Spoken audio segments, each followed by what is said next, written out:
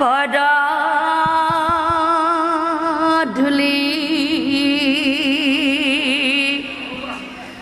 ও আমি হবে ও হিৰে তুলি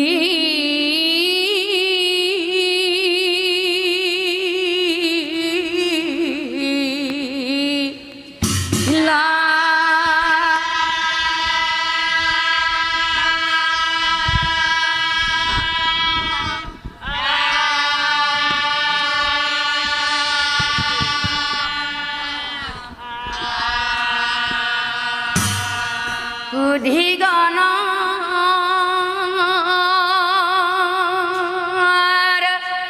পদধূলি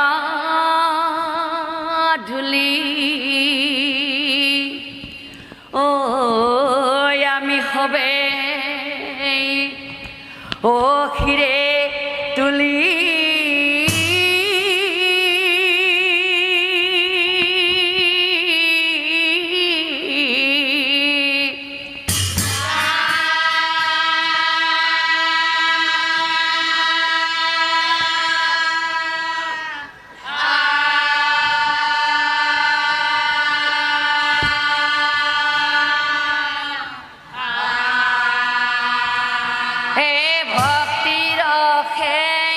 পদ আমি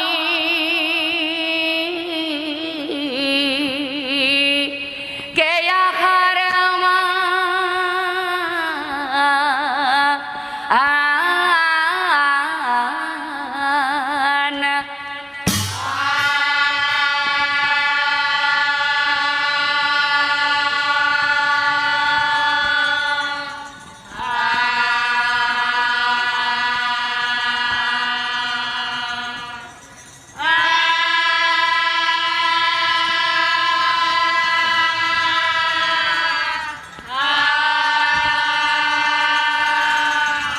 ও একদিনা হে নারদ মুনি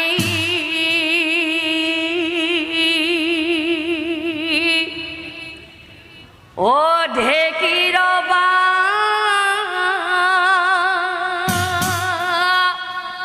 হনে উঠি ও পাণ্ডব ও গৃহে চলি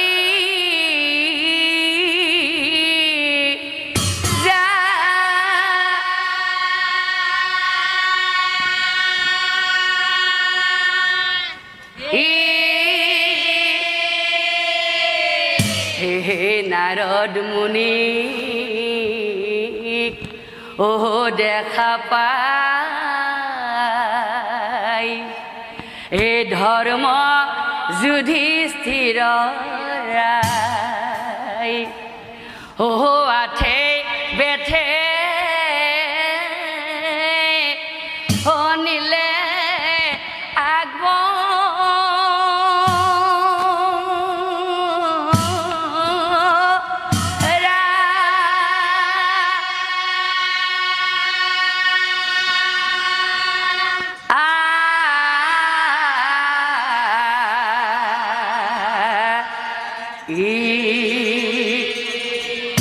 আৰু সঙ্গে মাতৃ কুন্তি দেৱী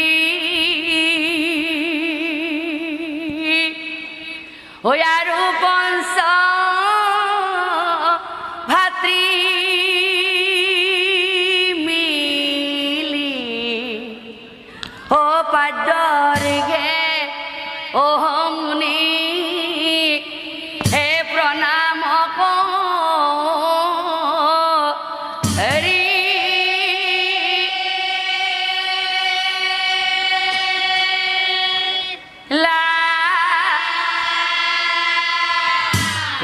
কিবা হেতু ও আগমন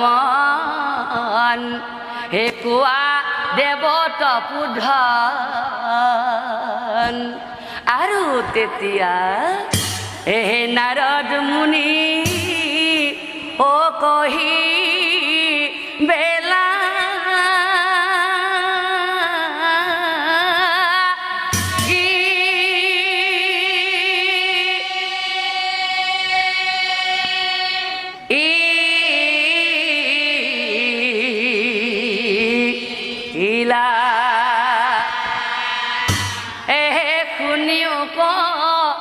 ধৰ্মৰাই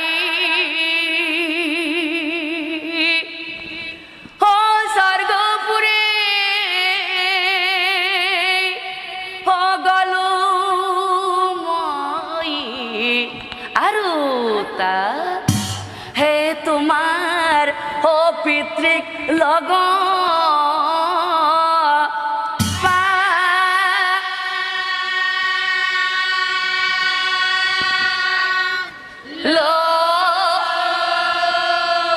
আৰু তেওঁ এই তোমাৰ ও কুশল বাৰ্তা ও সুধিলে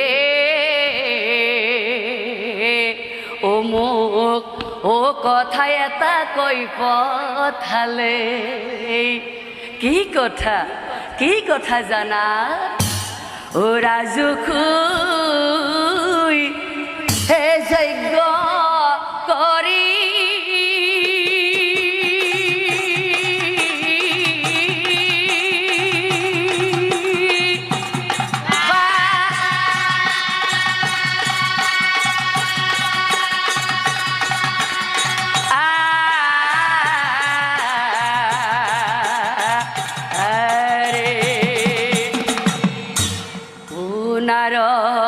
নাৰদ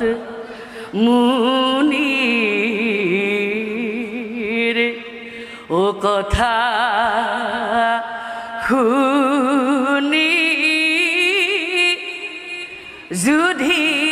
যুধিষ্ঠিৰ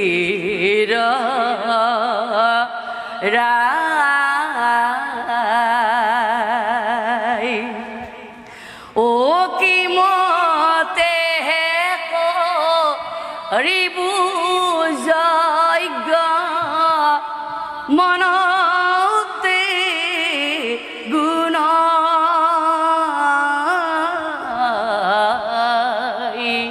হে বিপদ কালত ও কৃষ্ণ বিনে আমাৰ গতি নাই নাৰদ এইও কথা ও যুধিষ্ঠিৰ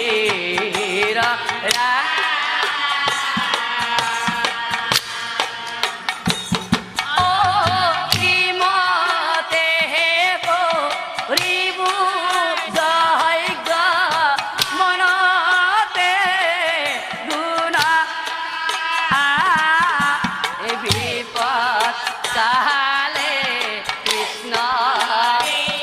ও আমার গতি পঞ্চভাতৃ মিলি কৃষ্ণ আরাধিবে লইলা ও চতুর্ভুজ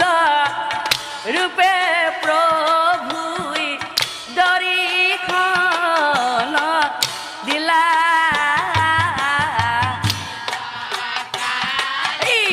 কৃষ্ণ ও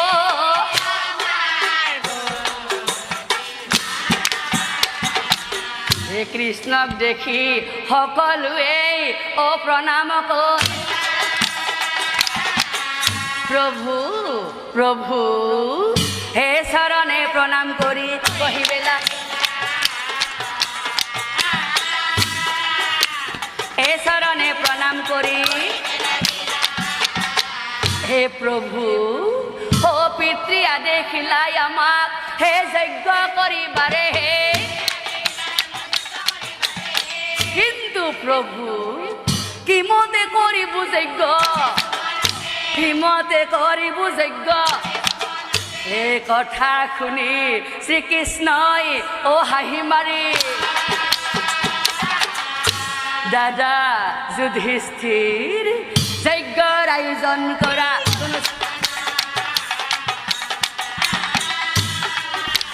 যজ্ঞৰ আয়োজন কৰা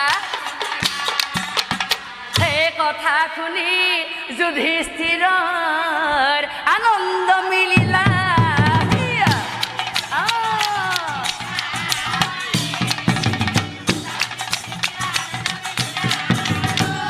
পঞ্চভাই মিলি যজ্ঞৰ আয়োজন কৰি পঞ্চভাই মিলি যজ্ঞৰ এই যজ্ঞ পাতে যুধিষ্ঠিৰে কৰি আয়োজন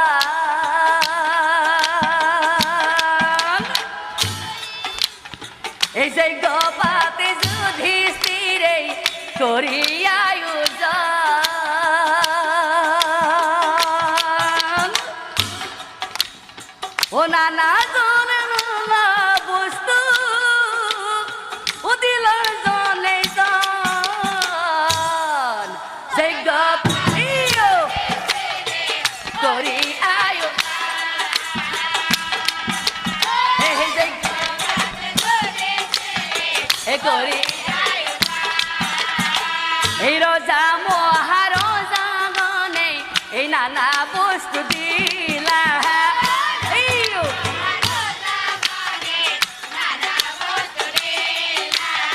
এই যজ্ঞৰ বস্তু দেখা হবে পৰ্বত সম হইলা এই পৰ্বত ও তাক দেখি যুধিষ্ঠিৰৰ ওই আনন্দ মিলিলা যজ্ঞ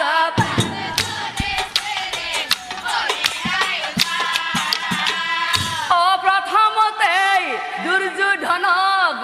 ভৰালে ৰাখিলা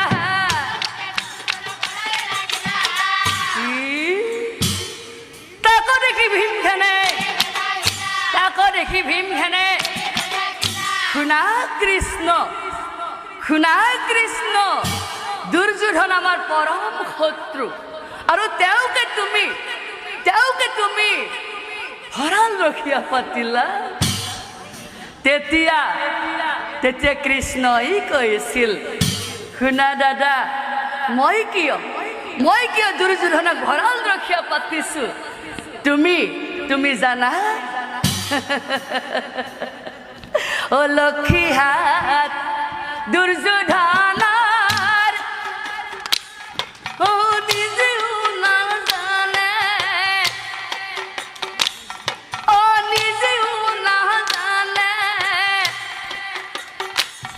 ও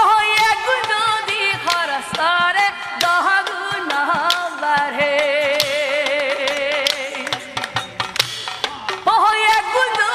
খরচ করে 10 গুণ বাড়ে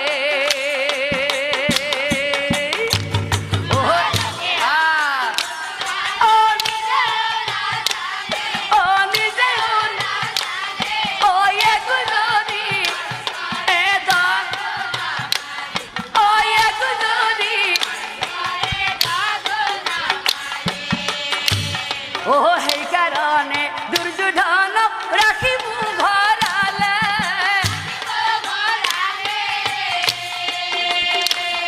ও জীবন মারিব কি বলে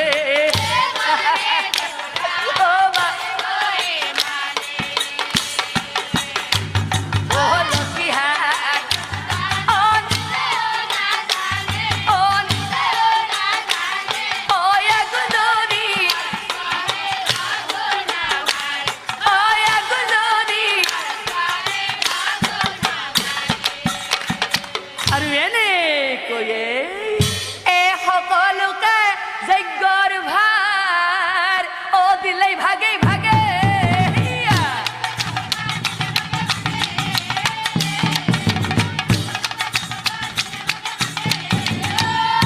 যুধিষ্ঠিৰক চাই কৃষ্ণ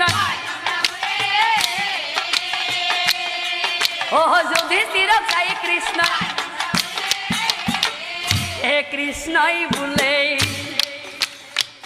দাদা মোৰ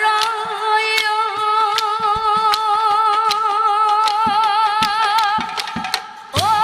দাদা যুধিষ্ঠিৰ ৰাই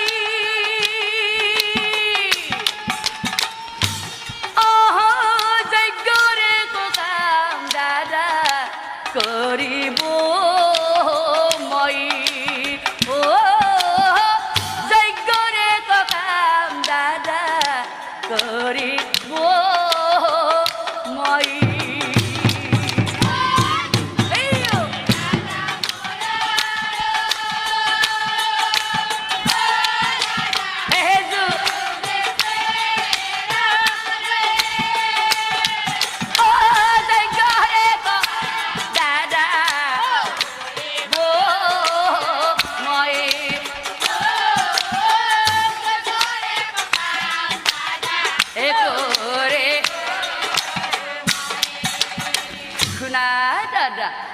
তোমাৰ যজ্ঞত মই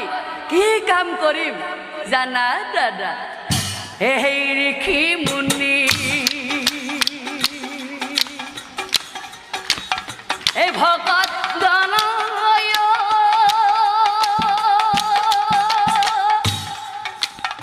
ও দাদা আৰু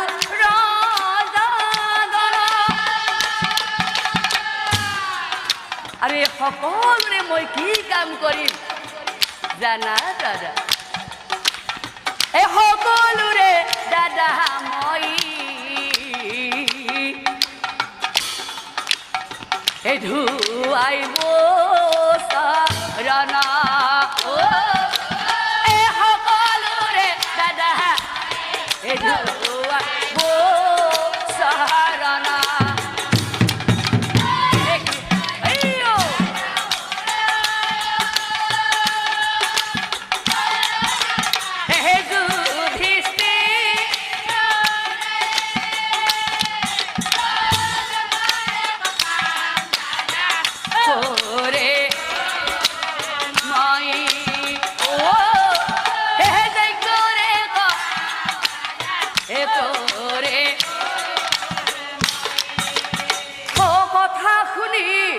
যুধিষ্ঠিৰে ঐ আচৰিত ভৈলা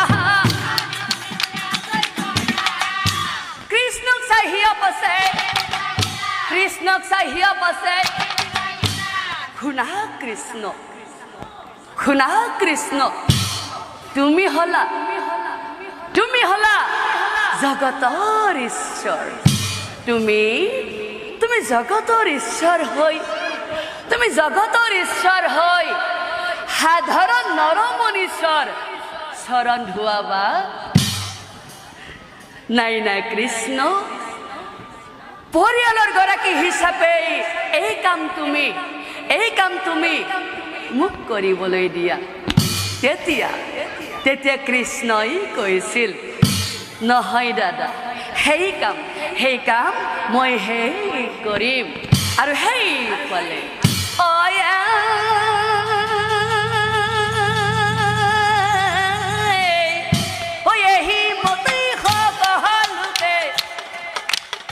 নিমন্ত্ৰণ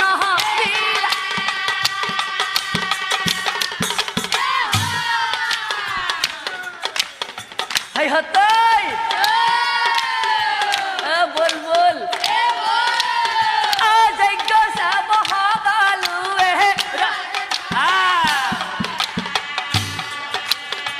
যজ্ঞ চাব সকলোৱে এই যজ্ঞৰে নিমন্ত্ৰণ পাই প্ৰজাগণ বাপৰে বাপ যজ্ঞৰ স্থানে কবি দিলা দৰিখন হে আহক ভকত জন আহক প্ৰজাগণ আহক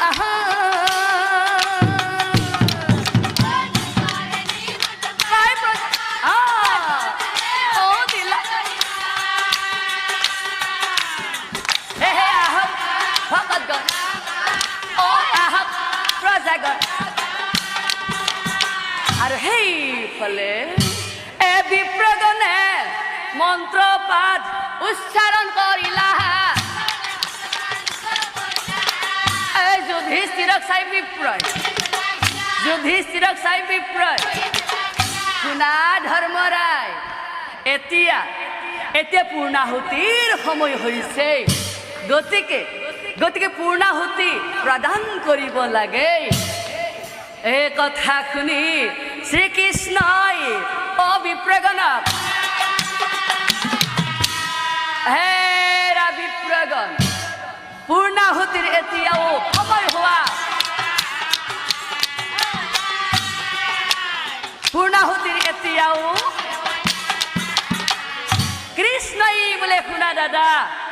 কৃষ্ণই বোলে শুনা দাদা মুহুৰ বচন দাদা হৰিধন নামে ভকত আছেই একজন আৰু দাদা সেই হৰিধন ভকতক তুমি বিচাৰি আনা যায় তেতিয়াহে তোমাৰ যজ্ঞ সফল হ'ব জানিবা নিশ্চয় কথা শুনি যুধিষ্ঠিৰে হে ৰৈ নাথাকিলা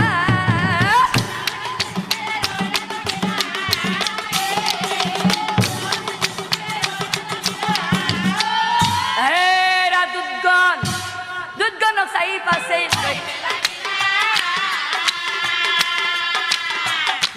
চাই পাছে আৰু তেতিয়া দুৰ্গণে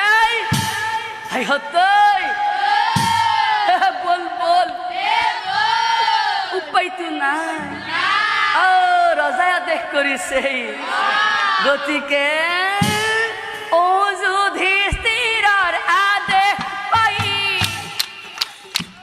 দুৰ্গণে যায়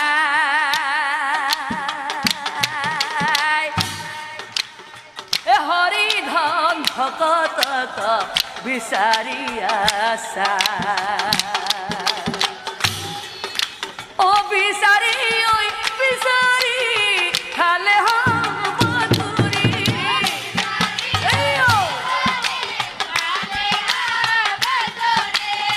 কোন ভালে হৰিধনক নাপাইলে বিচাৰি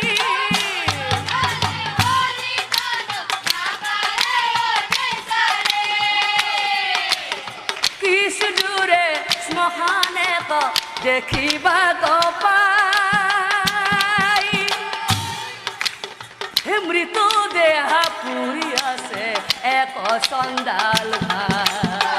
মৃত্যু দেহা পুৰি আছে এক চণ্ডাল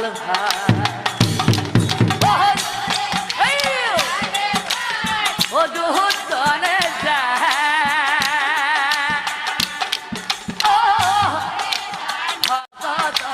বিচাৰি আছা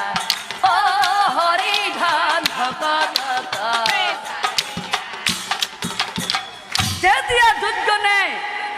তেতিয়া দুৰ্গণে সেই চণ্ডালজনক সুধিছিল হেৰা চণ্ডাল ককাই বোলে হেৰা চণ্ডাল ককাই তুমি বাৰু হৰিধন ভকতক চিনি পোৱা নেকি হে তেতিয়া চণ্ডালজনে উত্তৰ দিছিল হেৰা বোপাইহঁত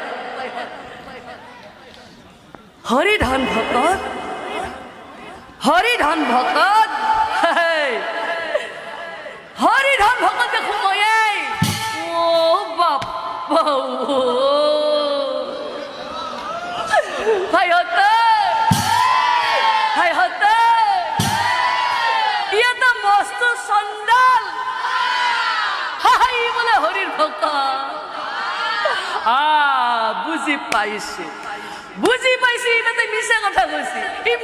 কৈছে হয়নে তেতিয়া চণ্ডালজনী পুনৰ কৈছিল হেৰা বোপাইহঁত তোমালোকে কি কৈ আছা মই সঁচাকৈ কৈছো মই হৰিধন ভকত কথা শুনি দুৰ্গণে আলোচনা ভাইহঁতে এই হৰিধন ভকত হয় নহয় আমাৰ কি আহে চাই ৰজা যদি নিব দিছে ইয়াৰ নামটো মিলি আছে গতিকে ইয়াকেই নিয়াই ভাল নিব দিছে লৈ বল লৈ বল। তেতিয়া দুৰ্যোধনে সেই চণ্ডালজনক পুনৰ কৈছিল, হেৰা চণ্ডাল ককাই, বোলে হেৰা চণ্ডাল ককাই, ধৰ্মৰাজ যুধিষ্ঠিৰে ৰাজসৈ যজ্ঞ পাতিছে আৰু তাত তুমি পূৰ্ণাহুতি প্ৰদান কৰিব লাগে। গতিকে তুমি স্নান কৰি আহা আৰু এতিয়াই তুমি আমাৰ লগতেই বলা। কথা শুনি চণ্ডালৰ আনন্দ মিলিলা।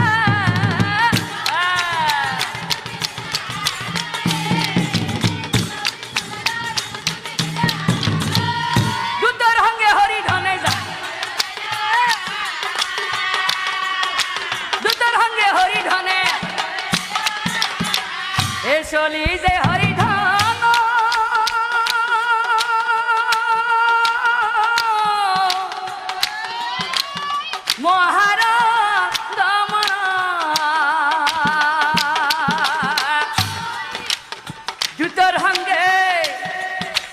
দুটৰ সঙ্গে হৰিধনে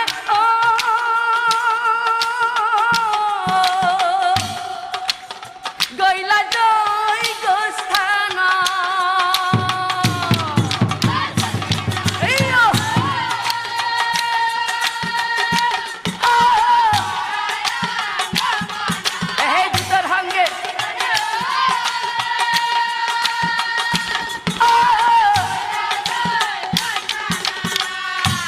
কত বেলি পাইলা যাই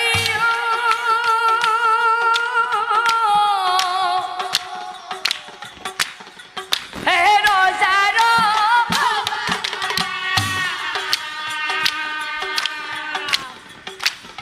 এতিয়া চাউক ৰাইজ আৰু সেইফালে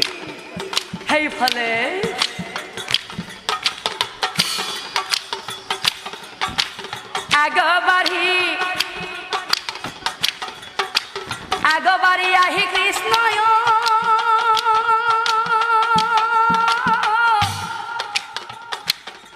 হে ধুৱাইলা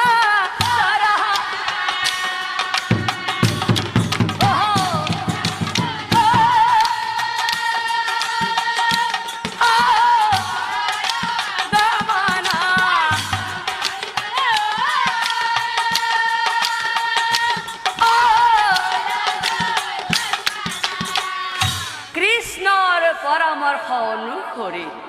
সেই হৰিধন চণ্ডালে যজ্ঞত পূৰ্ণাহুতি প্ৰদান কৰিলা আৰু তেতিয়া সেই যজ্ঞৰ সকলোবোৰ কাম সমাপ্ত হৈল। আৰু সেইফালে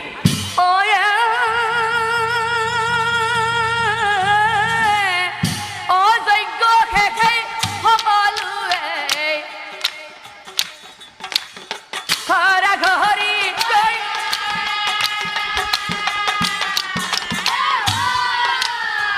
তাৰ পিছত শুনক ৰাইজ যেন কথা, তাৰ পিছত শুনক ৰাইজ এই প্ৰভু নাৰায়ণ ভকতৰে ধন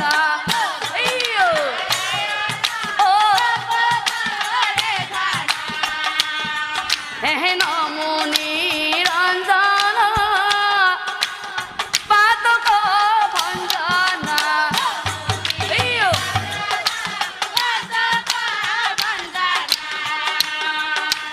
ও ভকত বৎসল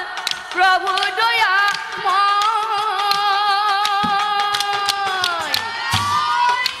যজ্ঞ সমাপনে প্ৰভু নাৰায়ণে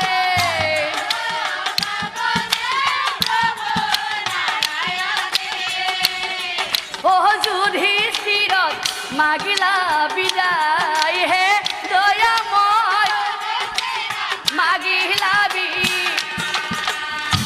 হে নসময় হতে ধৰ্ম যুধিষ্ঠিৰে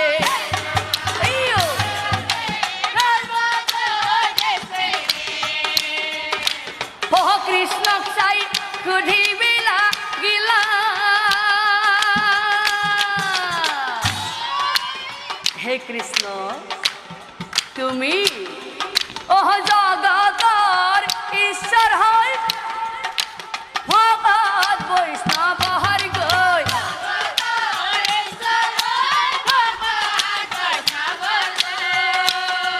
অ কিয় তুমি চৰণ ধুৱাইলা হে দয়াময় চৰণ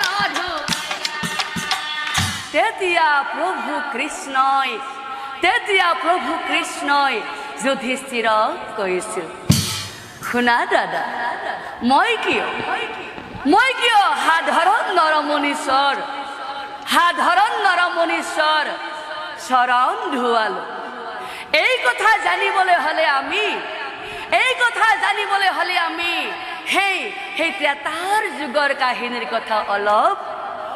জানিবই লাগিব গতিকে দাদা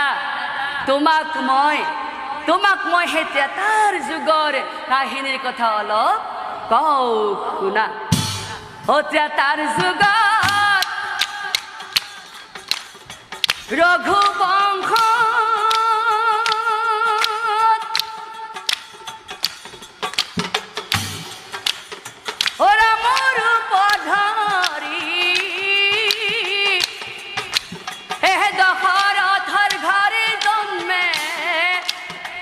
প্রভু শ্রী হরি দশরথর ঘরে জন্মে প্রভু শ্রী হরি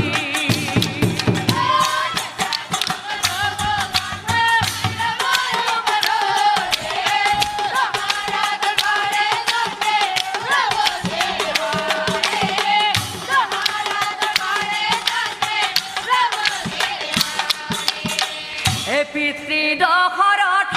রজা অতি গুণবা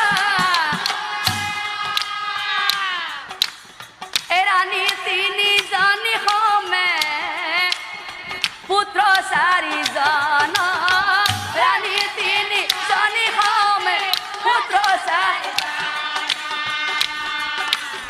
এই জ্যেষ্ঠ পুত্ৰ ৰামচন্দ্ৰ গুণৰ সাগৰ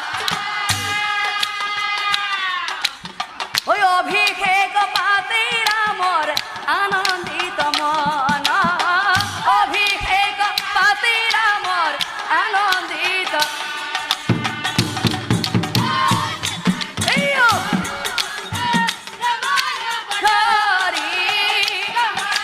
ঘৰে জন্মে প্ৰভু শ্ৰী হৰি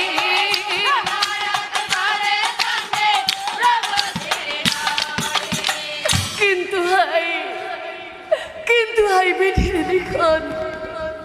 বিধিৰ লিখন নাচাই খণ্ডন ভবা কথা নহয় সিদ্ধি এই বাটো চেতনা বিধি দাতাই দিলেও বিধাতাই নিদি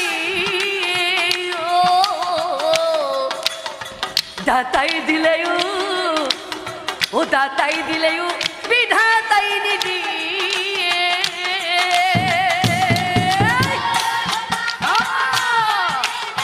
বাততা চেতনা বিধি দাতাই দিলে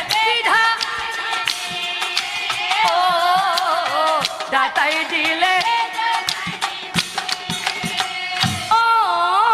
ভাগ্য চক্ৰত পৰিণৰে লতি ঘটি খাই মৰে ও দশৰথৰ এনুৱা বিলাই দশৰথৰ বিলাই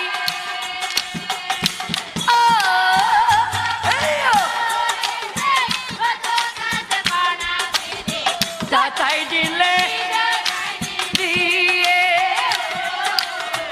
দাতাই দিলে বিধা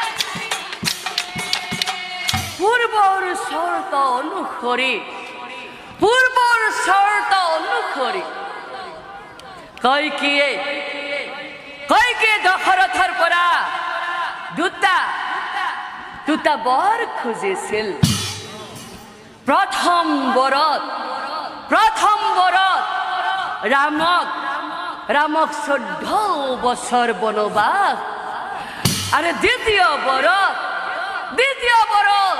ভৰতক অযোধ্যাৰ ৰজা পাতিব লাগে। এই কথা শুনি ৰজা পৰিমূৰ্ছা গইলা।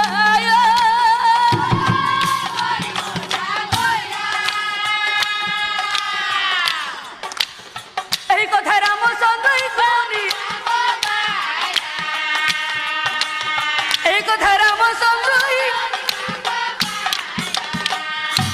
হে পিতৃ সত্য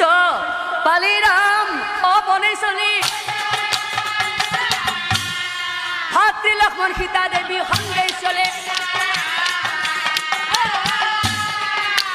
ভাতৃ লক্ষ্মণ সীতা দেৱী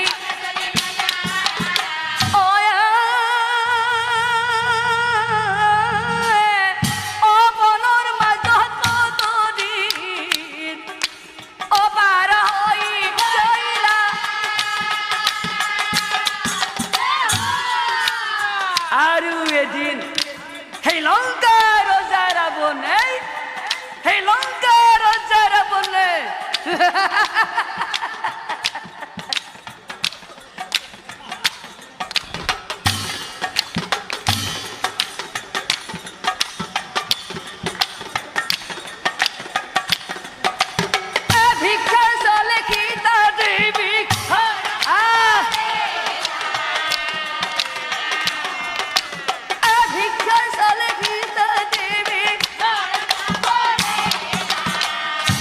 সীতা ঘৰে ৰাবণ যায় ও লঙ্কাক লয়। অশোক বনত সীতা দেৱীক যতনে ৰাখিলা। অশোক বনত সীতা দেৱীক, আৰু এইফালে শূন্য গৃহ দেখি ৰামে আচৰিত।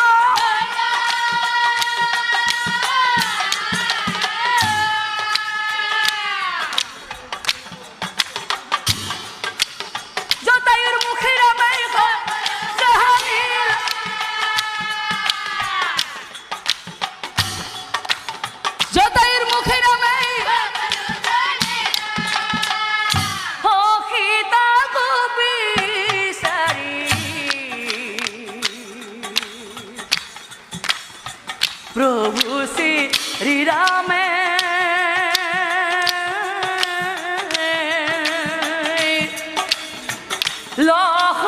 লক্ষ্মণৰ সহিতে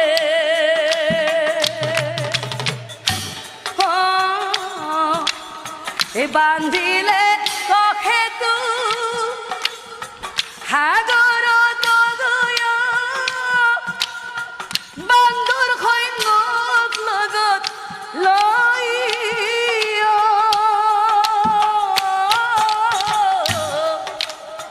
সীতাক বিচাৰি প্ৰভু শ্ৰী ৰামে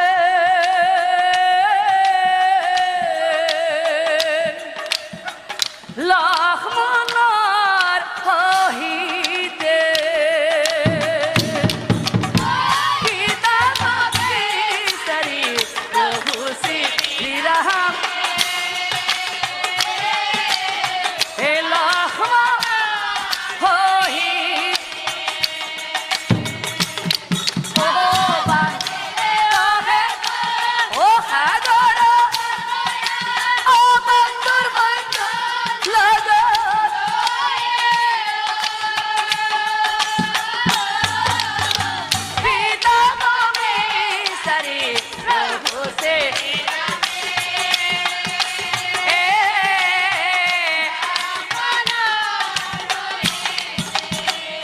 ও হেতুর উপরে প্রভুই এ লঙ্কা পাইলা। এই কথাটা বন্ধু যাই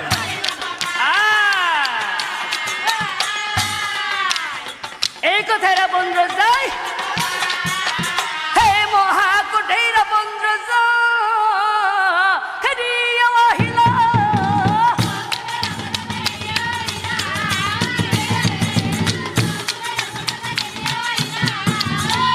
প্রভু রামর সঙ্গে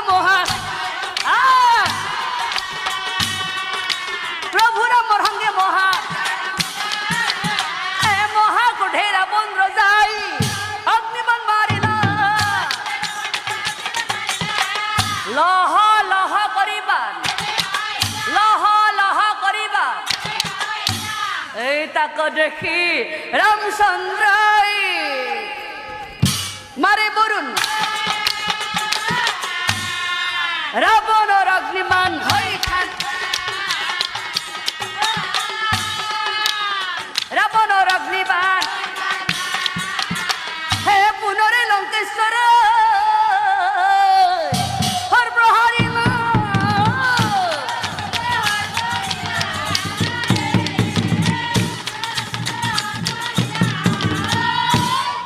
হরঘাতে প্রভু রামে সিটিকি পড়িলা, হরঘাতে প্রভু রামে হুল লঙ্কেশ্বর, হুল লঙ্কেশ্বর। এই বাতর মৃত্যুর কারণ, এই বাতর মৃত্যুর কারণ এয়া এ পাখুপাত অস্ত্র তুলে লইছো মই, হ পাখুপাত অস্ত্র রামে প্রহার করিলা,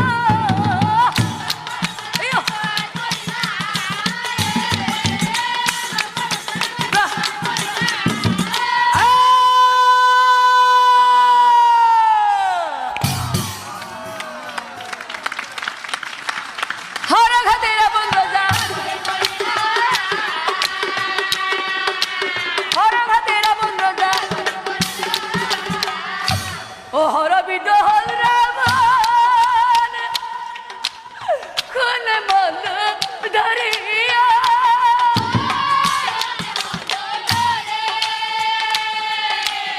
স্বামী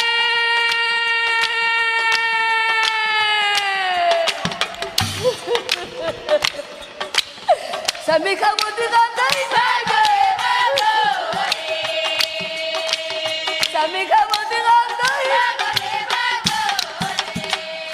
স্বামী খাবতি ধরি কান্দে বন্ধ ধরি,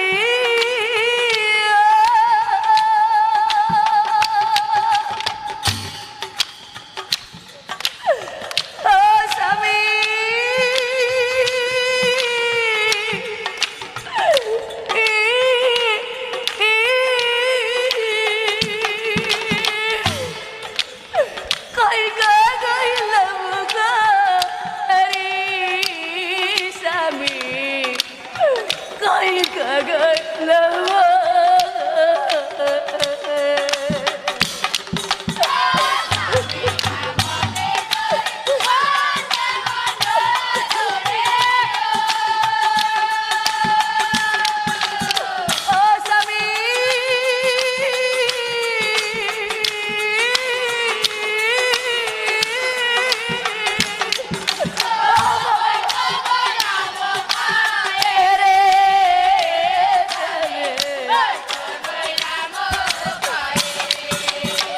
হুসেনে হরে পুত্রা ইন্দ্রজিৎ তোমরা হিউ গই লামুক এরি, স্বামী হিউ গই লামুক এরি, স্বামী আজি তুমি গইলা মুক এরিয়া, আজি তুমি গইলা মুক এরিয়া, ও স্বামী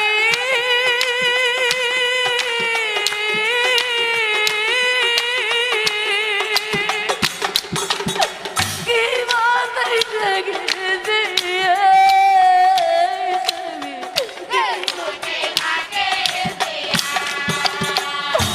ঢাকরি ঢাকরি থাকিলা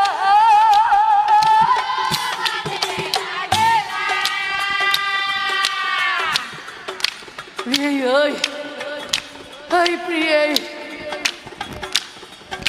ও ভাজক সে লঙ্কেশ্বরে ভাজক সে লঙ্কেশ্বরে ও কান্দি কান্দি লঙ্কেশ্বরে মন্দু ডরি কাই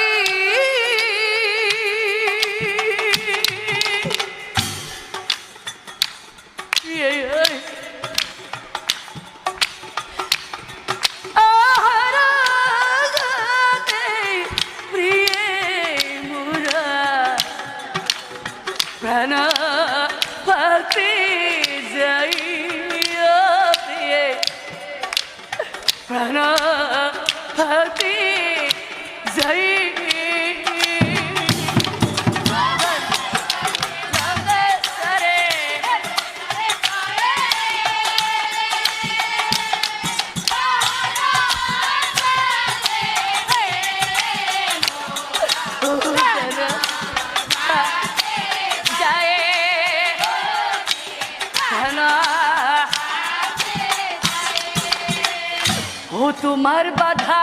না মানি মই ও সীতা কহ রেল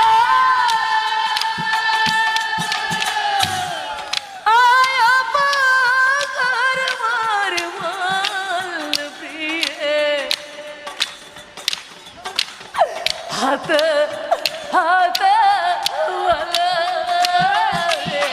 হাতে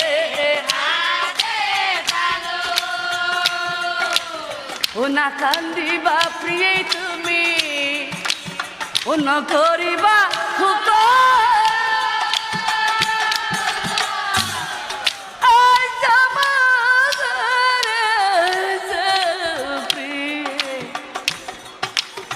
বিজয় দিয়া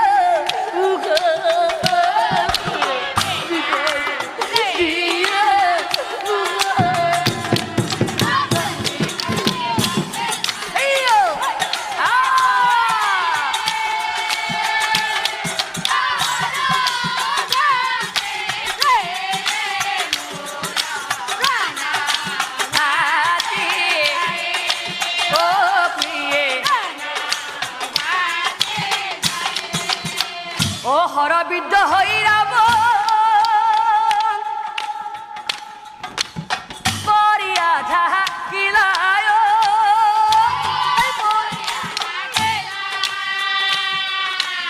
লক্ষ্মণক চাই রামে কহিবে লাগে লক্ষ্মণক চাই রামে ভাই লক্ষ্মণ রাবণর কথা মুন্দা রাবণর কথা মুন্দা পরিয়াশয় কিবা ইচ্ছা আছে নেকি কিবা ইচ্ছা আছে নেকি জানিব পাৰো মই আৰু শুনা লক্ষ্মণ ত্ৰিভুৱনে ৰাজনৈতিক পুৰুষ নাই ৰাৱণৰ সমান যোৱা ওচৰলৈ গৈ সোধা ৰাজনীতিৰ নিয়ম অ কথা শুনি লক্ষ্মণে ৰৈ নাথাকিলা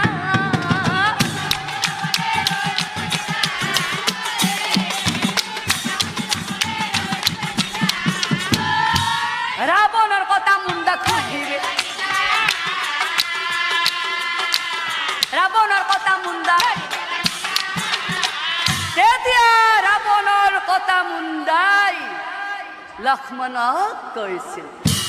শুনা লক্ষ্মণ তুমি যিহেতু মোৰ ৰাজনীতিৰ বিষয়ে জানিবলৈ বিচাৰিছা তেনেহ'লে শুনা এজন সুৰাজনৈতিক পুৰুষ হ'বলৈ হ'লে তিনিটা অতি দৰকাৰী কথা মনত ৰাখিব লাগে প্ৰথমতে হৈছে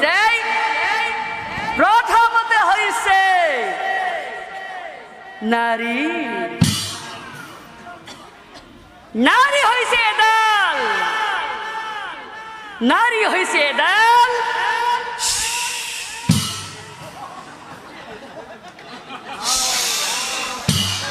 বিষাক্ত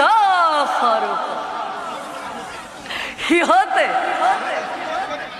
কাক কেতিয়া দংশন কৰিব তুমি ধৰিবই নোৱাৰিবা লক্ষ্মণ, তুমি ধৰিবই নোৱাৰিবা। সেইকাৰণে কৈছো নাৰী জাতিক কেতিয়াও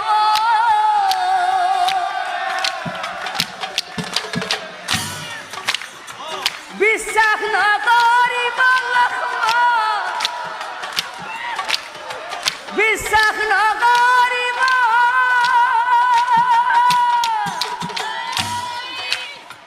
চলহ নহয় নাৰী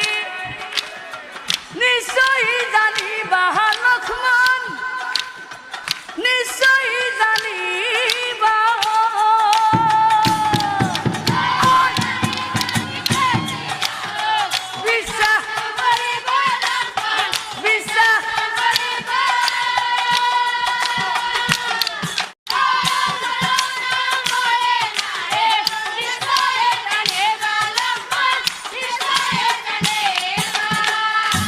মই কিয় কৈছো জানা লক্ষ্মণ, তোমাৰ পিতৃ দশৰথে পত্নীক বিশ্বাস কৰি লক্ষ্মণ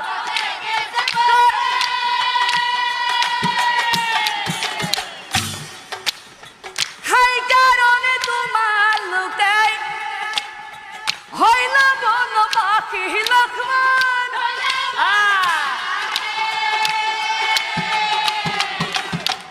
আৰু আজি মোৰ একে অৱস্থা লক্ষ্মণ, মোৰ আজি একে অৱস্থা, মোৰ আজি একেই দশা। পত্নীক বিশ্বাস কৰি লক্ষ্মণ, পত্নীক বিশ্বাস কৰি প্ৰবঞ্চনা কৰে মোক ৰাণী বন্ধু ধৰি লক্ষ্মণ, ৰাণী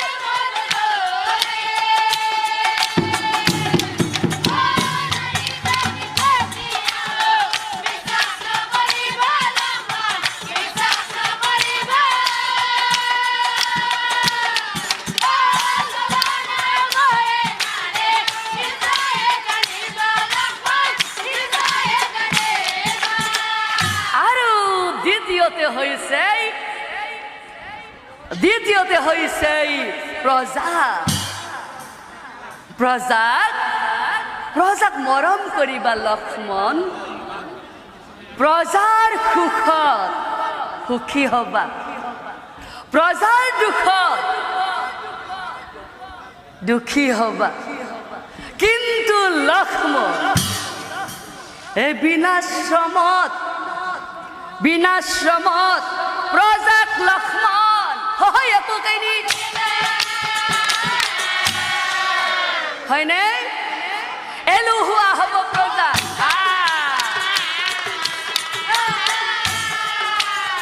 এলেহুৱা হ'ব প্ৰজা।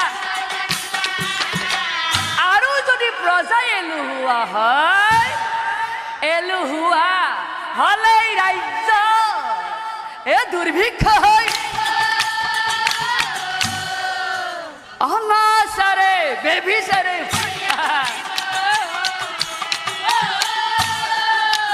অনাচাৰে বেভিচাৰে। আৰু তৃতীয়তে হৈছে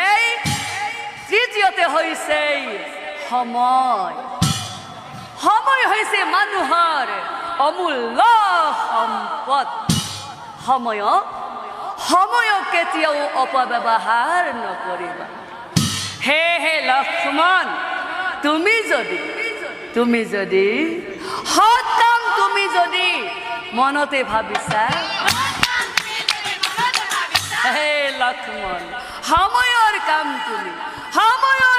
তুমি সময়ত কৰিবা। মই কিয় কৈছো জানা লক্ষ্মণ, এই সোণ অলংকাৰ পৰা স্বৰ্গলৈ যোৱাৰ বাবে মই এটি সোণৰ জখলা বনাম বুলি ভাবিছিলোঁ। কিন্তু লক্ষ্মণ, মই ভাবিছিলোঁ সেইটো আজিও হৈ নপৰিল। হে লক্ষ্মণ, কৰিম বুলি কাম পিছলৈ নথবা। কৰিম বুলি কাম পিছলৈ নথবা। মনত ৰাখিবা লক্ষ্মণ, মনত ৰাখিবা। সেই কাম কৰা নহয় নিশ্চয় জানিবা। সেই কাম কৰা নহয় নিশ্চয় জানিবা। আৰু এনেকৈয়ে এই লক্ষ্মণক ৰাৱণে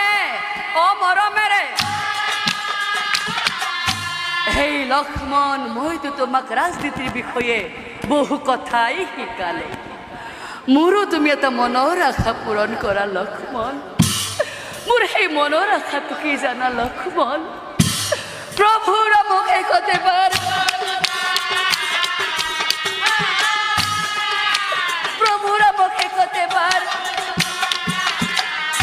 এই কথা লক্ষ্মণ হে ৰামক কহিলা।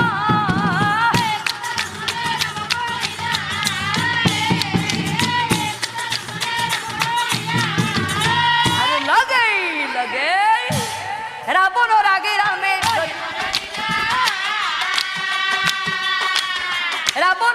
ৰামে প্ৰভু অখিৰতে থাপিলো ৰাম ৰঘুমণি,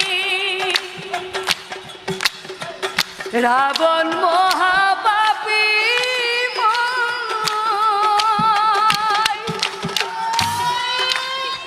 সীতাক হৰিলো, মহাপাপ কৰিলো।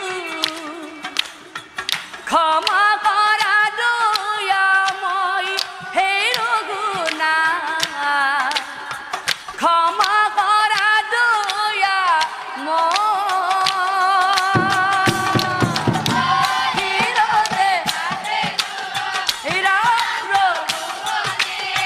ৰাৱণ মহাপাপী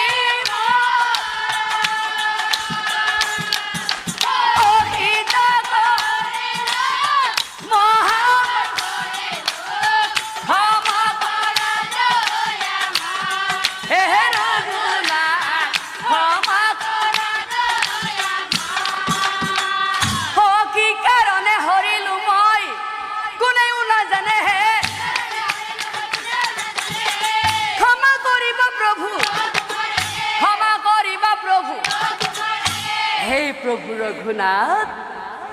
আই মাতৃ সীতা দেৱী হৰণ কৰি মোৰ যদি একমাত্ৰ উদ্দেশ্য ৰাণী কৰাৰ ইচ্ছা আছিল, তেতিয়াহ'লে মই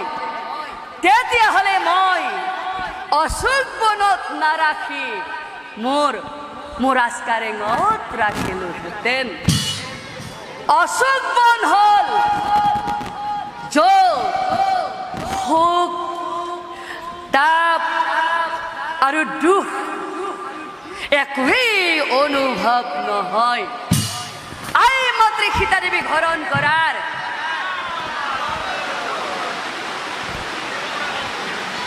মোৰ তিনিটা উদ্দেশ্য আছিল। তাৰ প্ৰথম উদ্দেশ্যটো তোমাক কওঁ শুনা প্ৰভু। ও ৰামৰ ৰূপে প্ৰভু তুমি,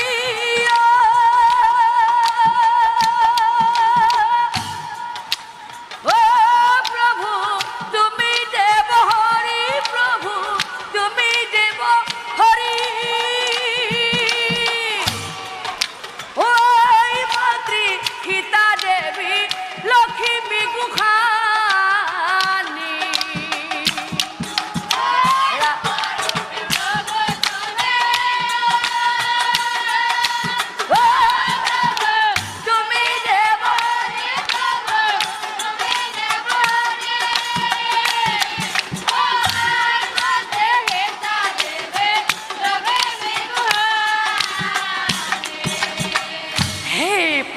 ৰঘুনাথ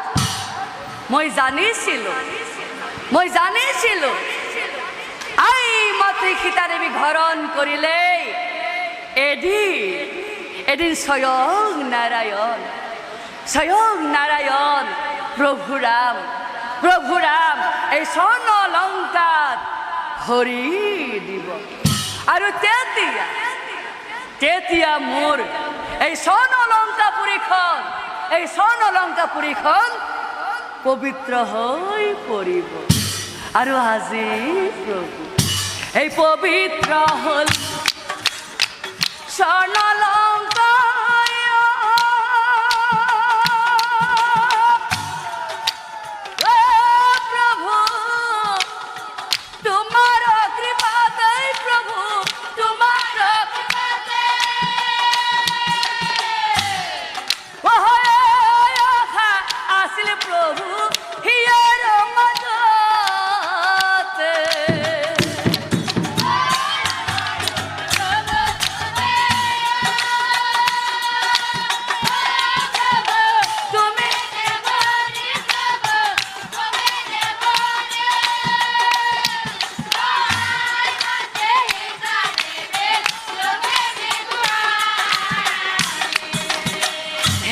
প্ৰভু ৰঘুনাথ আই মাতৃ সীতা দেৱী হৰণ কৰাৰ মোৰ দ্বিতীয় উদ্দেশ্য তো তোমাক কওঁ শুনা প্ৰভু ও শৰণে কৰ প্ৰাণ নাম হে ৰঘুনাথ শৰণে কৰ প্ৰাণ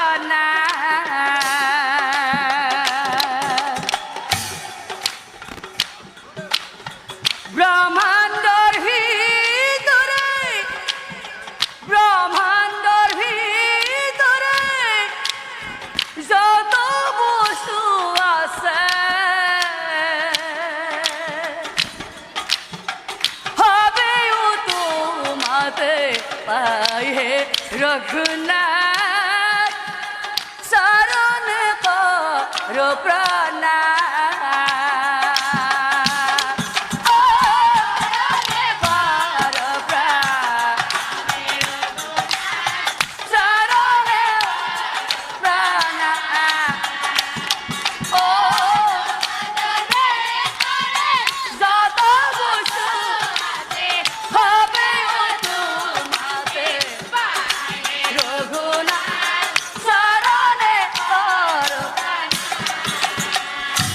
প্রভু রঘুনাথ তুমি হলা স্বয়ং নারায়ণ আর আই মাতৃ হইছে লক্ষ্মী স্বরূপ লক্ষ্মী যত থাকে পবিত্র তুলসী গছ তাতেই থাকে আর প্রভু এই পবিত্র তুলসী গছ তোমারে সৃষ্টি কিন্তু প্রভু পৃথিবীর ভিতর কেবল মাত্র ভারতবর্ষতে এই তুলসী গছ পোৱা যায় এদিনাখন আই মাতৃ সীতা দেৱীয়ে এই হনু দ্বাৰাই তুলসীকু অলংকার অশোক বন সীতা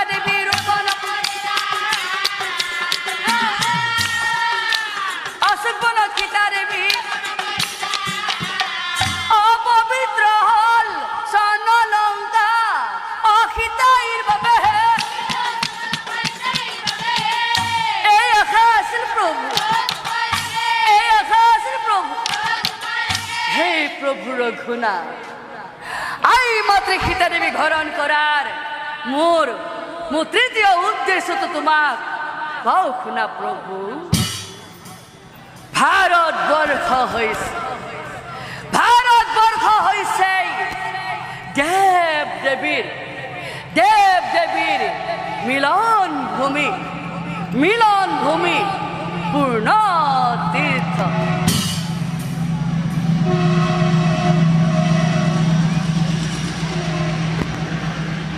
এই পূৰ্ণ তীৰ্থ, এই পূৰ্ণ তীৰ্থ ভাৰত ভূমিৰ লগত এই স্বৰ্ণ লংকাত, এই স্বৰ্ণ লংকাত সংযোগ স্থাপনৰ সপোন এটাও মোৰ আছিল। আৰু আজি প্ৰভু, তোমাৰ দ্বাৰাই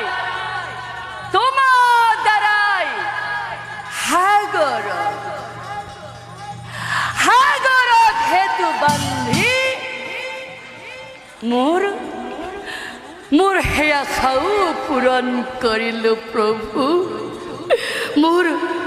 মোৰ সেয়া খাও পূৰণ কৰিলো। মোৰ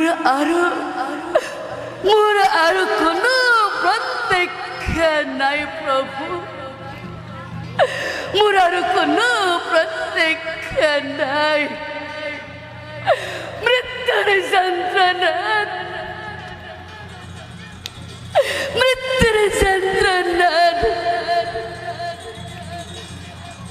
বৰ কষ্ট পাইছো প্ৰভু,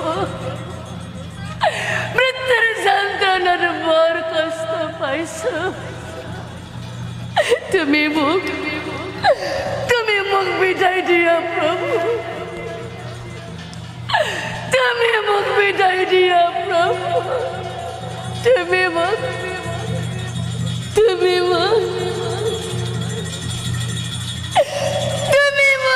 বিদায়।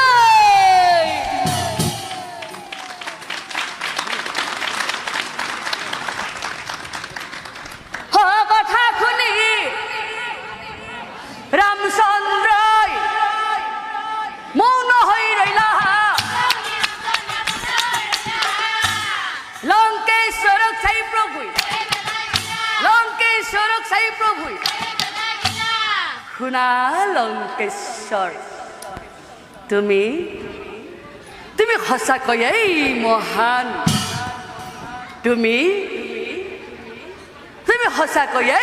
ধাৰ্মিক। কাৰণ তুমি তোমাৰ মৃত্যুৰ কাৰণ জানিও,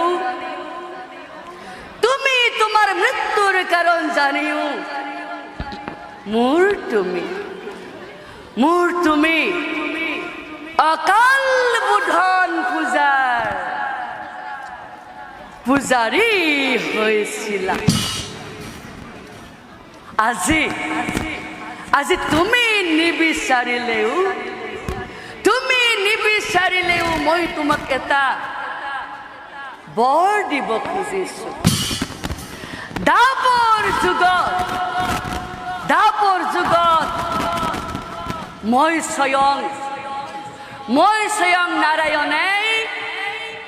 কৃষ্ণ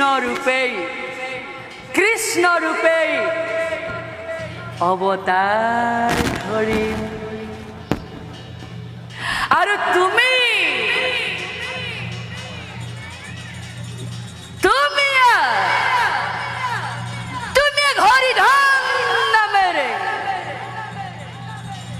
হৰিধন নামেৰে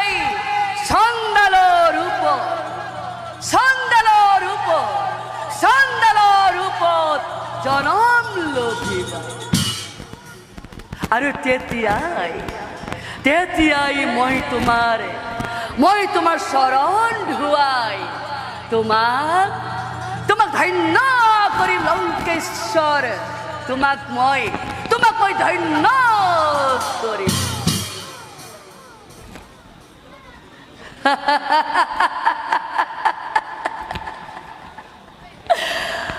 কথা শুনি লঙ্কেশ্বৰে হাঁহিব লাগিলা।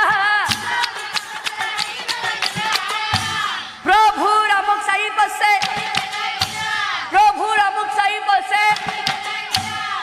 লঙ্কেশ্বৰে বোলে প্ৰভু ৰামৰ গুণ নাথা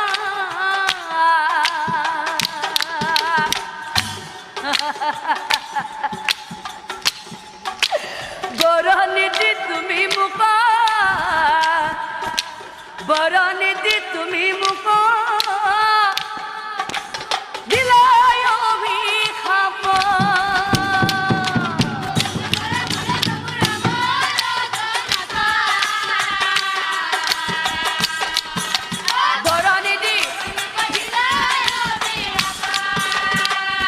ওই হাজার মতো মই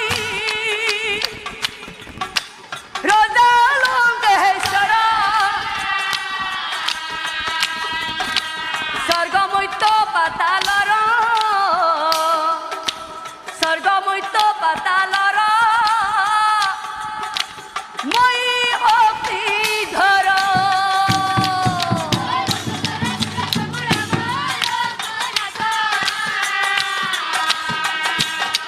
ওহো বরনিধি দিলাই ও পর জনম তুমি হইব সঙ্গল হে প্রভু রঘুনাথ হে প্রভু রঘুনাথ তুমি তুমি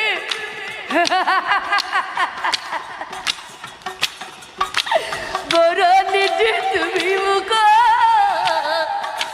বরনিধি তুমি মুখ দিলাই অভিশাপ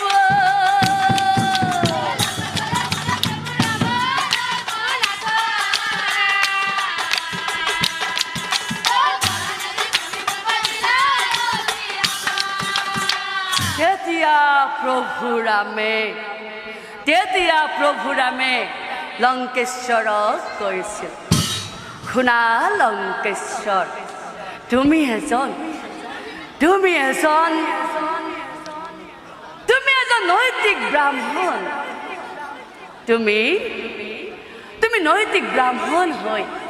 তুমি নৈতিক ব্ৰাহ্মণ হৈ পৰ স্ত্ৰী হৰণ কৰি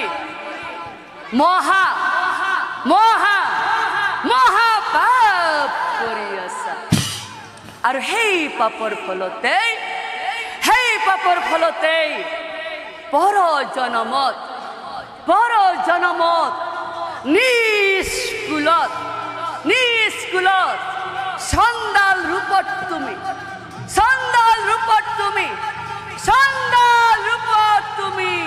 জনম এই পৰ জন্মে ৰাবণ ৰজা চণ্ডাল ইলা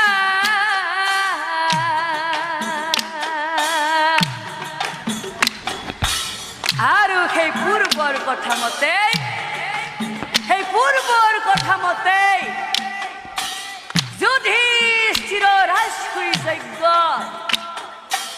যুধিষ্ঠিৰ ৰাজসুই যজ্ঞ প্ৰভু কৃষ্ণই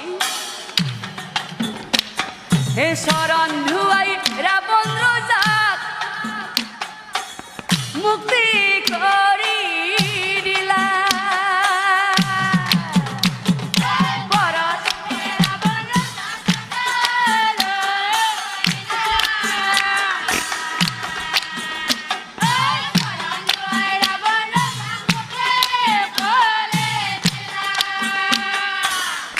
জানি কুধি গল এৰি আন কাম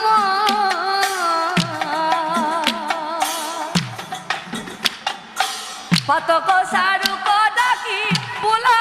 ৰাম